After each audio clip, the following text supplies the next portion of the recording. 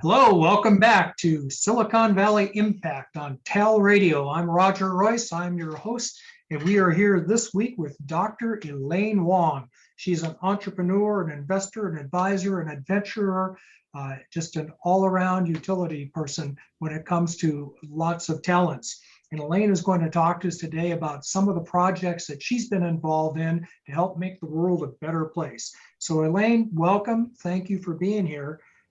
Could you just tell us maybe a little bit more about yourself and your background and who you are and how you come to technology and social goals?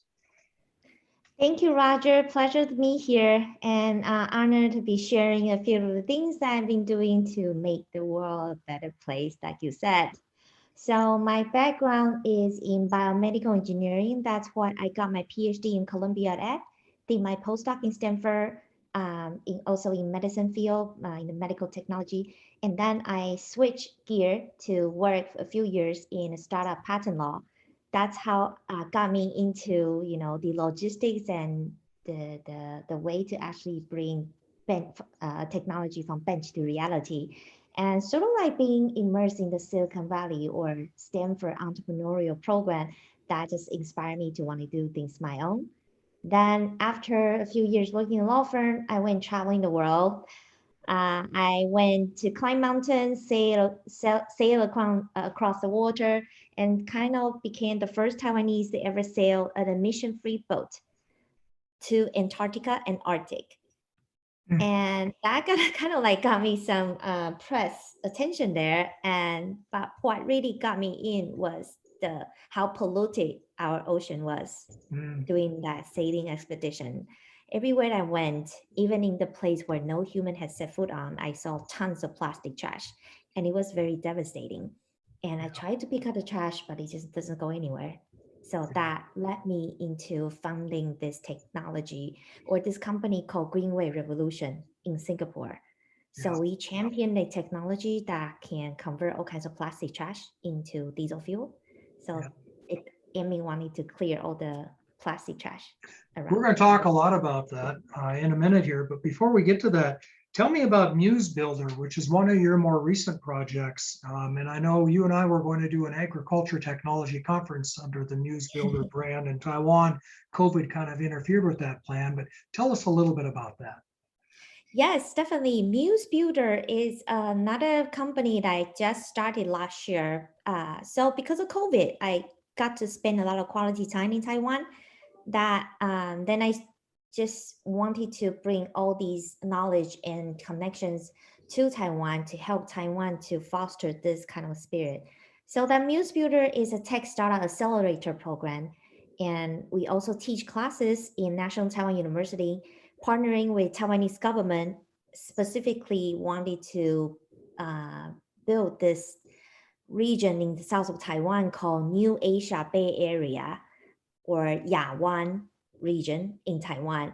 This is going to be a tech startup ecosystem, wanted to really empowering local Taiwanese startup and connecting the local resources to global talent and resources or fundings. So I'm helping the strategy part for Taiwanese government, wanted to really bring Taiwan up to be the entry point of all the foreign startup or money wants to come in Asia. So like the entry point of that. So did you have a focus on an industry or a market or anything like that? Yes, we focus on health tech, agriculture tech, and wellness tech specifically. So these three sectors are the ones I have a lot of experience in, have a lot of interest in, and also believe that the combination of these three can make us to live in a more wholesome life. Wellness tech. Well, that sounds interesting. What would that be like? Would that be like some of the meditation apps and things like that? Yeah, that could be. That's one of it. That's one part of it. Any technology that's looking into or tapping into happiness, wellness, overall quality of life. Meditation is one, and then also hardware and software related to spirituality or connection, human connections, and caring for people. That I'm also the advisor for this company called IE Connection, connecting foreign helpers, amateur helpers to senior people or family that needs help, Oh, really? So Wow. yeah, all kinds That's of sort of TEL does, that Touch a Life organization that sponsors this radio show. They have an organization that does that. So it sounds like you're in a similar space, or could be in your accelerator. You host companies that will do things like that. yes, yes. Great. Using technology, I assume. And that's probably the common Yeah. thread.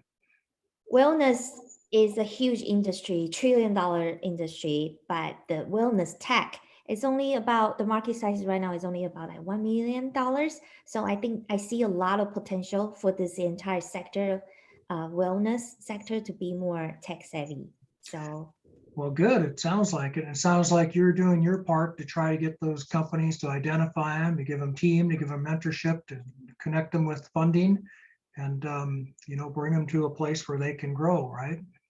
yes, and that's also what Taiwan is really good at and known for. Because of this attention to wellness, we were able to really be one of the very few COVID heaven last year. So it Yes, was it really was. Yes, it great. was. Yeah. Okay, well, I want to thank, we're going to take a break now. We're here now. This is Roger Royce with Silicon Valley Impact. I'm talking to Dr. Elaine Wang about all of her various socially good projects, and we're going to be back right after this break. Bye-bye. Okay, now I'm going to shift gears. I'm going to talk a little bit about the blockchain stuff. Okay. Okay, ready? Okay, 3, 2, 1. Okay, I'm back. It's Roger Royce with Silicon Valley Impact on TEL Radio. We're here with Dr. Elaine Wang. We're talking about some of the projects she's been involved in. We just had an interesting discussion about her Muse Builder project, which encourages a lot of very socially useful technologies and businesses, including wellness tech, an up and growing field. But Elaine, I know you're very involved in something that's even more technical and mysterious and cutting edge, and that's blockchain and crypto. So tell us, and you've got a special spin on this. You're not just using it to get rich, you're using it to make the world a better place. Tell us about that. Yes, I am all for a double bottom line or triple bottom line strategy that is finance and social good and environmental good. And this particular project I'm involved in touch base on too. So to start, I first got into blockchain by taking this class you taught in Stanford. So that really got me, had a Yes, I taste did. on how blockchain is and all that. So thank you for teaching that class, Roger. And Good. this company I'm working on is called AAG, a chip and a chair guild. So it is in an online blockchain gaming play to earn space. So we are able to build a platform. We're in the process of building the platform, champion our expertise in capital deployment and data science and enterprise software, yada, yada, to really enable everyday users, even if you just have $1, to come to our platform to form an esport team to crack these play to earn games. These play to earn games are video games that have cryptocurrency in there. So you can play the games for fun and you can also play the game as a career. So our platform enabling maximum optimized strategy to play these games as a career. We test our technology to on this one game, Axie Infinity, and we were able to really grow our esports team from 0 to 1,500 people in 2 months, driving revenues of that esports team of about $500,000 a month.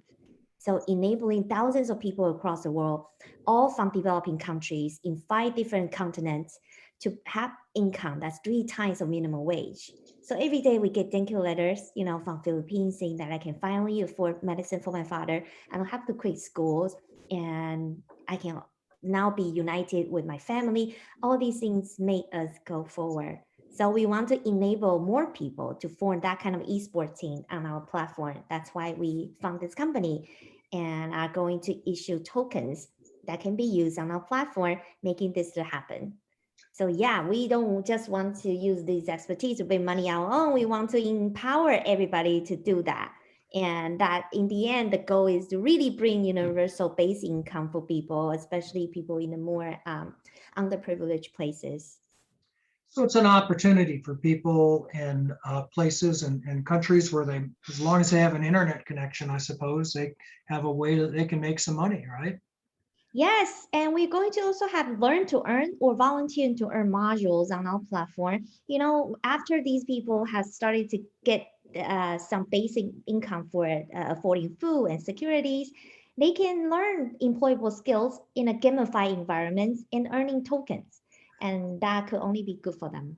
So, yeah. Wow. So they can learn skills, actual, skills they can use in their business, and you'll gamify it, make it interesting and for them. And is this free for them, or do they have to pay to get into the system?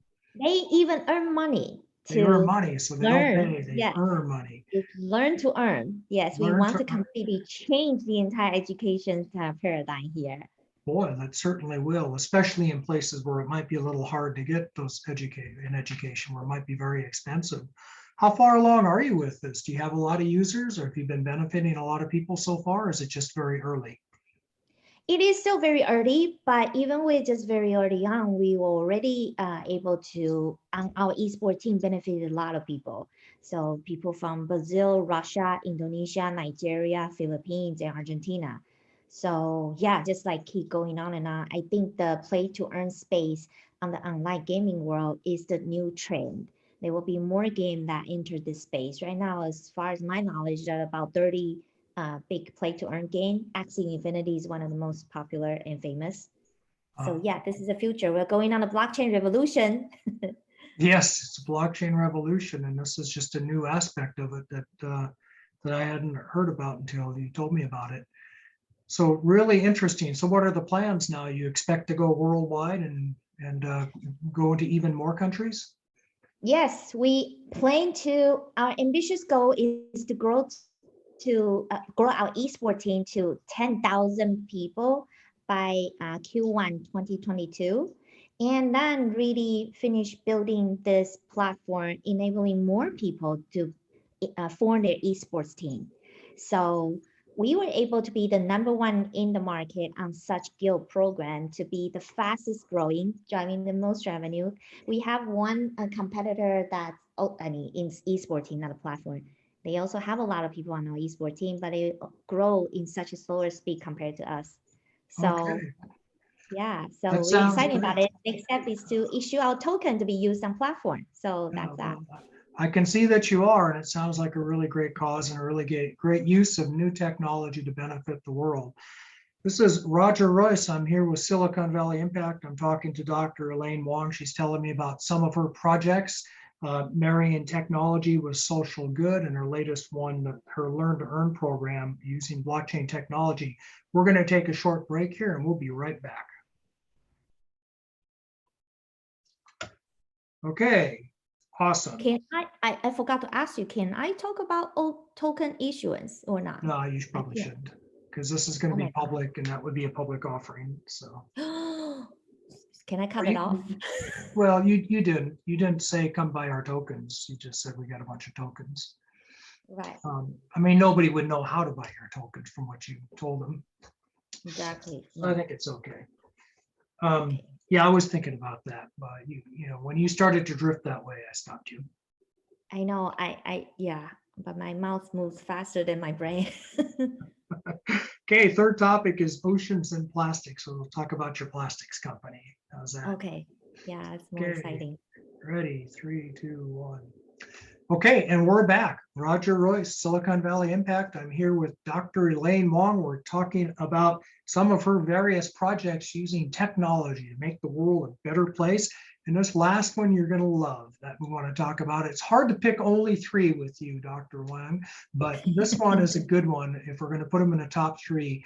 And that's how to clean up and save the oceans. Tell us about what you're doing, especially about your invention that converts plastic to diesel fuel. Yeah, are you ready for some trash talk? Because I'm going Some to use trash that. talk from Dr. Wang. Yeah, trash talk from Dr. Wayne. So yeah, as I mentioned earlier, in my sailing expedition, I saw tons of plastic trash in the ocean that led me into doing research in this part, the problem, then realizing how fucked up we are in terms of ocean pollution. So And there is this other project, Ocean Cleanup. They try to clean and all the plastic trash in the ocean, but still in the end, the plastic is not going anywhere. If you don't change them, transform them, they're just sitting there. They're not going anywhere. So we invented this technology, champion pyrolysis, and optimize it to significantly lower the activation energy of the reaction.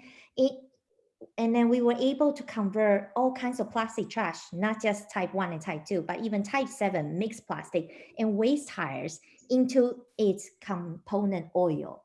Because we made plastic from oil. Now we want to convert these trash plastic into component oil to complete this circular economy. So with this technology, we're able to convert 60 tons of plastic trash a day with zero emission, and the energy regenerate out of this is 9 times more effective than solar. And it is under the category of renewable. And it only takes less than 1% of the land that needs to be done with solar. So we see this as a pressing need. We're getting rid of the trash and we're generating power. Awesome. So 3 problems at once. So let's talk a little bit more about the oceans. I know you've been active with some of the South Pacific countries. Can you tell us what you're doing with Palau, for example, or is that top secret? It is not a top secret. We are, because Palau just had their new president last year, and this new president is highly focused on ocean conservation efforts. Palau is this island country that is one of the friends or allies of Taiwan, and they really champion on ocean conservation efforts. They not only ban all the chemical sunscreen and also ban a lot of plastic, single-use plastic, and also ban a lot of big commercial fishing too. They really want to protect the ocean fish and environment. So this is a great experimental market and country to really champion on the ideology. And I am working with them to send this message out to the world and turning Palau to be the first of country that runs 100% renewable on all fronts. So that's an ambitious plan, but we have a lot of famous and good people helping us on the way, and Taiwan is one of it. We are going to have our ocean conference next February 17 in Palau. That's United Nations Ocean Conference in Palau.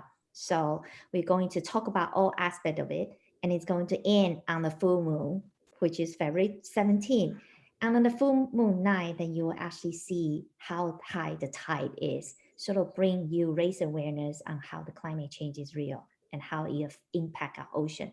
Our ocean is our life. It generates more oxygen than the Amazon rainforest. So you take 2 deep breaths.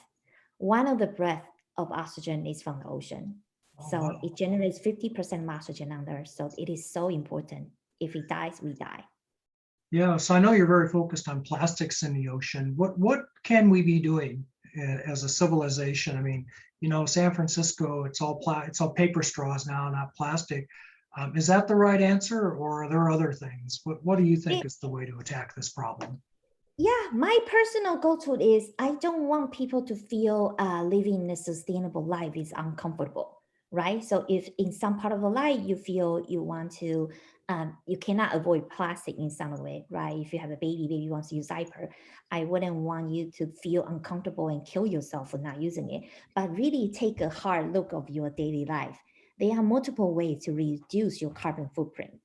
So not only you can eat more consciously, right? You choose food that is safer, cleaner versus more polluted, and have a vegetarian diet versus more carnivorous diet, and travel less cars or airplanes and do more other things. So there are multiple ways that you can reduce your carbon footprint.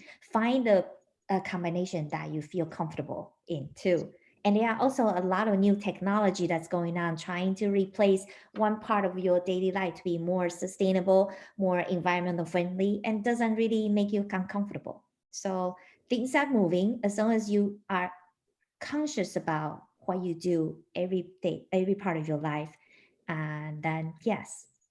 Would you say that plastic is the #1 issue affecting our oceans? Is that the biggest problem? So one you've decided to solve? It is what I decided to solve because it is a problem that is really hard to solve and really involves really strong team efforts. And there are other problems too. Global warming raised up the water temperature by like 2 degrees and all the corals will die. So in the past 2 years, a lot of coral bleaching has been happening all over the world. Once the coral is bleached, then it dies. Then you don't have the fish and the ecosystem breaks down. So there are also research going on trying to find out the strains of heat-resistant coral. There are research going on to find out just like the seabed and biological or in the composition of the water makeup in the ocean. There are multiple research going on to let us understand the ocean more. I think any understanding, any knowledge about our ocean is a win because it is 70% of the world on Earth. And we often see ocean as the thing that divides us as a country, but it actually is the medium that connects all the country on earth together. So by going deep, right, because it's so deep, by going deep, going wide, then it's only just expand our playgrounds. So any knowledge of understanding, any effort in protecting it is a win. So I wouldn't say it's only plastic, but plastic is something that's important to me. So you can find something that's important to you. That's right. And having grown up in Taiwan next to the ocean, I'm guessing you probably feel a special connection. Oh yeah, fuck yeah. So I can tell you, in a lot of ocean cleanup effort, there was one time we went to clean up the really polluted beach. In 10 minutes, we were able to just pick up, say, 3,500 plastic straws. Only if we are only counting straws. In 10 minutes, we're able to pick up that many straws. So yeah, so we don't actually need to have straws, right? When we drink liquid. This is just a habit that we have developed and we didn't actually have the need. So We didn't yeah, even have them when I was a everybody kid. changed. Hmm? Didn't even use them when I was a kid. So, Oh, okay. Well, we but grew I'm up different extremely part of the old, world. so that's why. Yeah. Okay, well, plastic, attacking plastic and saving the oceans. Thank you. This is Roger Royce. I'm with Dr. Elaine Wang. We've been talking about several of her projects. We talked about Muse Builder in Taiwan, connecting Taiwan to especially the wellness industry, her blockchain initiative to provide income to the underprivileged around the world, and also her efforts to save the ocean through technology. Again, we're going to conclude now. I want to thank you, Dr. Wang, for being here. And thank you, listeners. And this is Roger Royce with Silicon Valley Impact on TEL Radio. Okay, we're done. Okay. Thank you.